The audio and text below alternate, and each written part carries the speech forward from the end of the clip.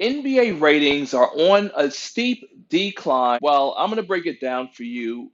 And we're just going to start with the simple factors. One, let's be a typical sports fan like moi, or shout out to my boy Bryce BW for telling me that this should be a topic for a video to be made of. Finances. The NBA has sold out the typical American fan for the sake of big corporate dollars and financial investors from abroad like China, where they're currently having issues, which has pulled a lot of NBA games from China's circuited TV. NBA product, which honestly is dismal. The NBA has 30 teams, but there are only maybe what, 6 to 8 teams tops that anyone cares about.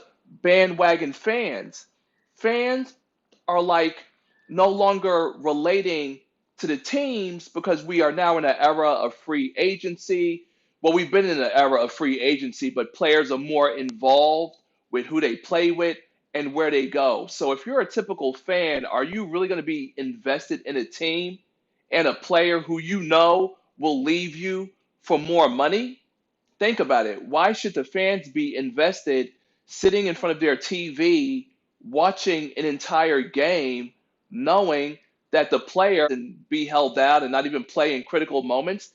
Things like that. Too much screwing around with the game. Now, bad enough we had already had David Stern with his trying to make the defenses get rid of defense so you have all this offense. And as I've already related to in previous NBA videos, scoring has gone up. It's around over 110 to 112 points per game.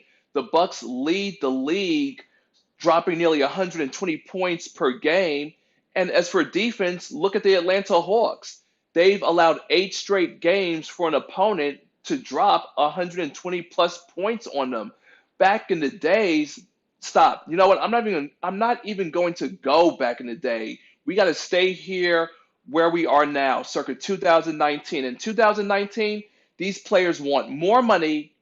They want to do less games. The NBA is talking about restructuring, talking about lowering the games from 82 to 78, adding an in-season tournament, doing like a Final Four interconference finals. Now, to me, that would be exciting. I wouldn't mind an NBA final with two West Coast teams because honestly, the West is where it's at, representing Laker Nation all day, every day. So if you're down, make sure to subscribe and press the bell icon to stay notified for any and all upcoming future videos.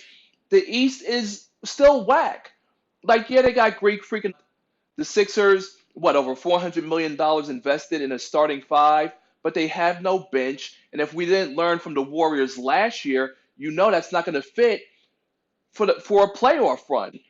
A lot of people can't relate to these players. Let's just be facts. Let's just speak facts about it. No one can relate to Westbrook. The man wears jeans that cost over $1,000. No one can relate to Harden, who's mad aloof. And I don't care how many points he drops in the NBA this season, 38, 39. People want to compare him to Jordan, even though a lot of people haven't even seen Jordan play in his heyday. So kill that fucking noise. Jordan's a six-time champion, and Harden has proven nothing in terms of postseason. Regular season is another problem. No one cares about it. We care about Christmas. We care about the week before All-Star, leading into All-Star. Then the millionaires get to go back to their regular routine, and then you care about the NBA season the last week or two before playoffs. Playoff starts. The first round used to be best of five. Thanks to corporate dollars, it's now a best of seven. It takes nearly a month, and during that time, I'm actually watching NHL playoffs. I'm not even watching the first round. And again, you can live off highlights. In today's day and age, you get texts and alerts. You could watch the games on your phone now. So no one's going to sit in front of the TV now. Hell, I'll be watching TV with my girl watching Housewives, and I'll just be reading my Twitter feed, NBA TV, so I'm not even watching primetime games. And games are won in the fourth quarter. So you don't even have to care about the first 3 quarters now anymore. Let's be real. Like, no one's going to sit down and watch an entire game for 4 quarters when you can tune into the nationwide sports leader or FS1 or whatever and just see the highlights that you need to see. But that's the problem. there's no one to connect to. You know, NBA sports gear isn't in fashion anymore. There's no real hip hop industry behind the NBA the way it used to be during Cameron, Dipset, Diplomat, throwback jerseys. So that's another reason why there's no real connection with the players and the fans. It's like, yeah, you see them on TV, but are you going to see them in your real life?